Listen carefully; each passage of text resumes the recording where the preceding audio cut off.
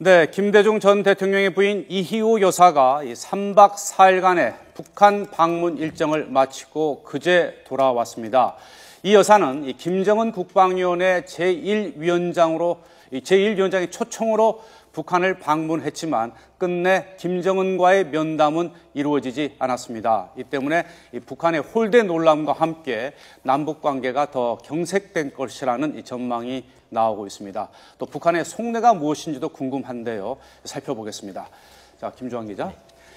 지난해 말 12월이었죠. 이 김정은 위원장이 좀 좋은 때 이희호 여사가 방문해줬으면 좋겠다. 사실상 이제 초대를 해놓고 끝내 얼굴을 나타내지 않았습니다.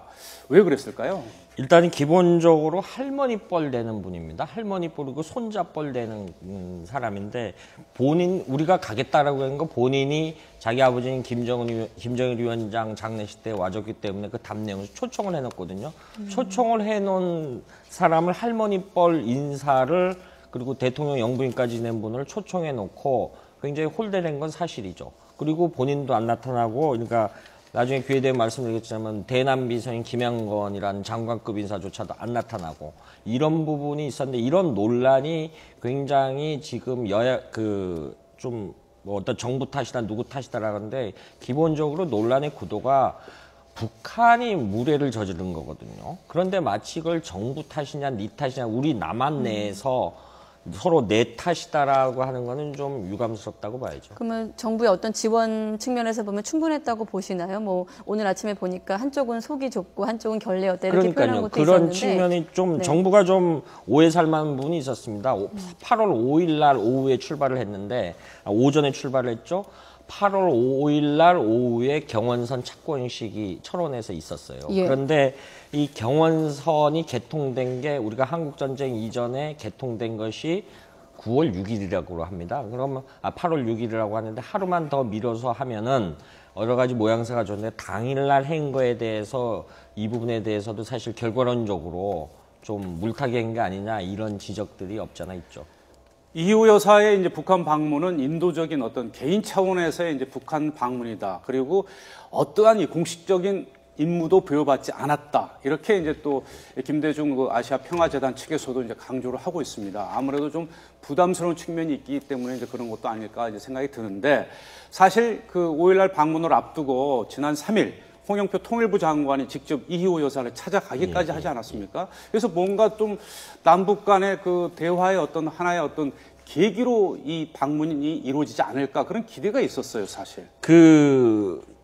제가 지금 앵커께서 지적하신 대로 궁금해서 좀 취재를 해봤습니다. 네. 동교동계 굉장히 핵심 인사한테 물어보니까 메시지는 이희호 여사만이 알 수 있다. 그런데 이 좀 뉘앙스가 좀 굉장히 남달랐어요. 그런데 이 주변에 이제 배경 삼아 설명했던 건 박지원 의원이라든가 예를 들면 전 국내 정부 때 김대중 정부 시절에 참여했던 인사들이 가고 싶어 했는데 이 배제한 이유도 따로 있더라고요. 왜냐하면 이렇게 되면은 마치 무게중심이 야당 쪽이나 어쨌든 여러 가지 얘기는 박지원 의원 자체가 이 동행을 한다라는 거는 야당이 어떤 형태로든 그 메시지가 전달될 수 먼저 전달될 수 있다 이거는 예. 프로토콜상 맞지 않는다라는 것이 동교동계 핵심 인사의 이야기입니다. 이 내부적으로 지금 이 논쟁의 핵심에 보면 동교동계 핵심들은 빠져 있어요.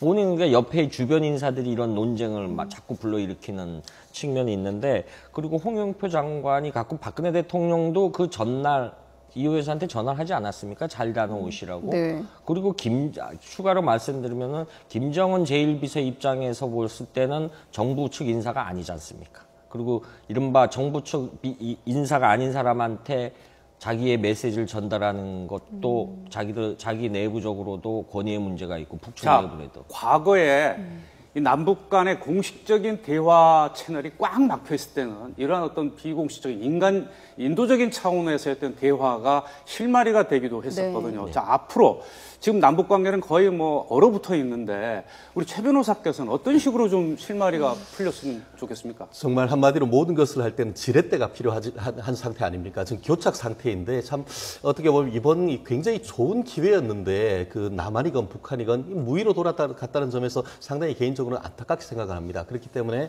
모르겠습니다. 오이사 조치라든가 이런 것들이 있는 상태긴 합니다만 네. 어떤 그 다른 특사 외교라든가 이런 것들을 기존에 했을 때 그 예전에 있었던 선례 같은 걸 잘 봐서 나름대로 어떤 특사 외교 같은 것들이 나름대로 의미가 있을 것 같다는 생각을 하고 있고요.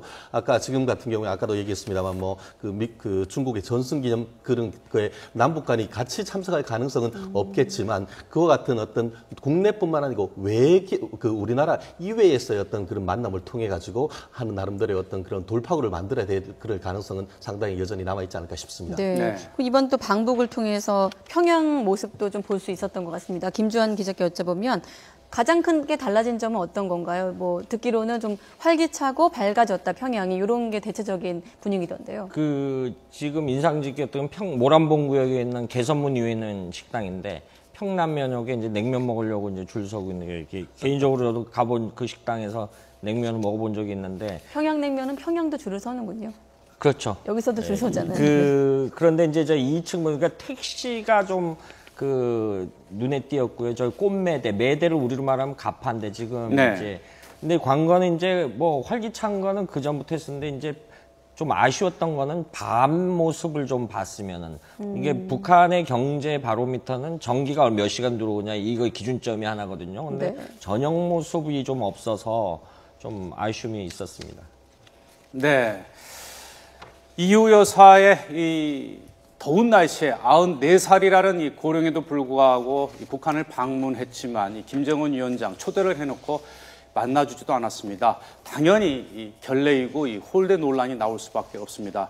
하지만 어찌됐든 이 꽉 막힌 이 남북 관계 개선에 어떤 실마리가 될 것으로 기대했던 이호 여사의 평양 방문이 아무런 결과 없이 끝남에 따라 우리 정부 당국도 조금 이 남북 관계 개선의 어떤 돌파구를 찾는데 어려움이 있지 않을까 싶습니다.